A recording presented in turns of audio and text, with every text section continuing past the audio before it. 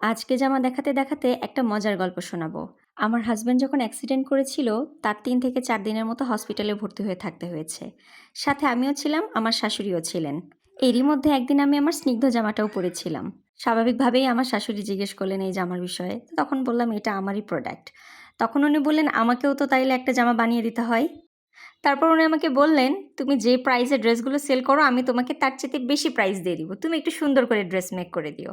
তো আমি সত্যিই টাকার কথা শুনে এম্বারেসমেন্টে পড়ে গিয়েছিলাম। তারপরে বলেছিলাম, "আমি তো আপনার ড্রেসের প্রাইস আপনার থেকে নিব না, আপনার ছেলের কাছ থেকে নিয়ে নিব।" এরপরে শুনলাম উনার সবচাইতে ফেভারিট কালার সুরমা কালার। আমিও এটা আগের থেকে জানতাম যে আমার শাশুড়ির সুরমা আর সাদা কালার খুব বেশিই পছন্দ। এইজন্য আমি একটা সুরমা কালারের জামাই উনার জন্য মেক করেছি। আর এইটাই সেই কাঙ্ক্ষিত জামা। আর হ্যাঁ, উনি আমাকে বলেছিলেন উনি যেহেতু ওড়না নেন সেক্ষেত্রে গলার কাজ দেখা যাবে না। এজন্য বলেছিলেন যে, "আমার জামার গলায় কোনো কাজ দিতে হবে না, তুমি নিচের দিকেই একটু ভারী করে কাজ করে দিও।"